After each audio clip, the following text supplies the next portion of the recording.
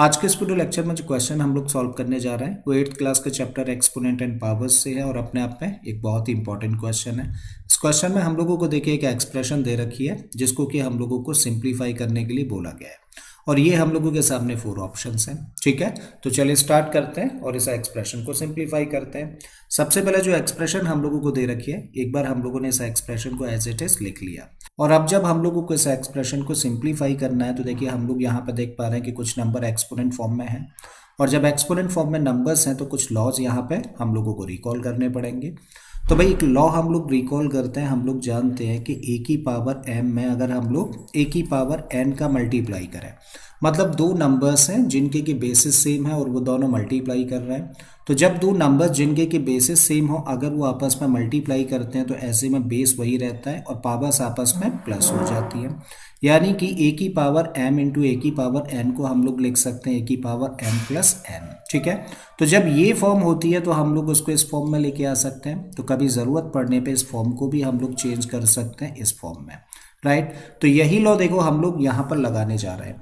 यहाँ पे क्या लिखा है 5 की पावर n प्लस 2, तो भाई 5 की पावर n प्लस 2 को हम लोग इस फॉर्म के साथ कंपेयर करें तो ये दोनों फॉर्म्स एक जैसी हैं और इस लॉ का यूज़ करते हुए हम लोग इसको क्या लिख सकते हैं, इसको देखो तब लिख सकते हैं 5 की पावर n इंटू 5 की पावर 2। आई थिंक बात यहाँ तक समझ आती है। ठीक है, तो इस लॉ का यूज़ करके देखो हम लोग इसको चेंज कर रहे हैं और इसकी जगह पे हम लोग क्या रख रहे हैं, इसकी जगह पे हम लोग रख रहे हैं 5 की पावर n इंटू 5 की पावर 2।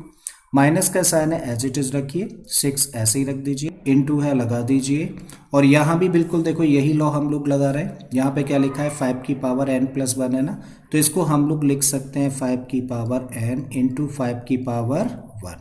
कोई डाउट नहीं, अपॉन में आ जाते हैं। यहाँ पे 13 तो हम लोगों ने एज इट इज रखा, 5 की पावर n इसके साथ कोई छेड़छाड़ नहीं, इसको ऐसे ही रखें। माइनस का साइन रखिए, 2 एज इट इज हम लोगों ने रखा और फिर से हम लोग यही लो यहाँ पर लगा रहे हैं। क्या लिखा है 5 की पावर n प्लस 1, तो इसको क्या लिख सकते हैं, इसको लिख सकते हैं 5 की पावर n इंटू में 5 की पावर 1। आई थिंक कोई डाउट नहीं यहाँ तक। ठीक है, चलिए फर्दर इसको करते हैं सिंप्लीफाई। यहाँ पे लिखा हुआ है 5 की पावर 2 और 5 की पावर 2 का मतलब क्या होता है 25, तो 25 इंटू में क्या है 5 की पावर n, तो इसको लिख सकते हैं हम लोग 25 इंटू 5 की पावर n। माइनस का साइन है रखिए, 6 यहाँ पर है और 5 की पावर 1 का मतलब क्या हुआ 5, तो 5 और 6 का मल्टीप्लाई कर देंगे तो क्या बनेगा 30 और इंटू में क्या आ जाएगा, इंटू में आ जाएगा 5 की पावर n। अपॉन में हम लोग आए तो 13 एज इट इज़ हम लोगों ने रखा और इनटू में 5 की पावर n भी एज इट इज़ रख दिया। फिर हम लोग यहाँ पे देखें तो 5 की पावर 1 लिखा है, 5 की पावर 1 का मतलब 5 और इस 5 का मल्टीप्लाई अगर हम लोग 2 के साथ में कर देंगे तो क्या मिलेगा हम लोगों को, तब मिलेगा 10 और इनटू में क्या रहेगा, इनटू में रहेगा 5 की पावर n। अब अगर हम लोग ऊपर देखें तो ऊपर कितने टर्म्स हैं, एक्चुअली टर्म्स कौन डिसाइड करता है, टर्म्स डिसाइड करते हैं प्लस और माइनस साइन। तो देखिए हम लोग देख पा रहे हैं माइनस यहाँ पर है, इसका मतलब एक टर्म तो ये है और एक टर्म ये है, तो ऊपर दो टर्म्स हैं और दोनों टर्म्स में क्या कोई चीज़ कॉमन है, यस देखो 5 की पावर n यहाँ भी देख पा रहे हैं और 5 की पावर n यहाँ पर भी है। तो हम लोगों ने क्या किया 5 की पावर n कॉमन ले लिया।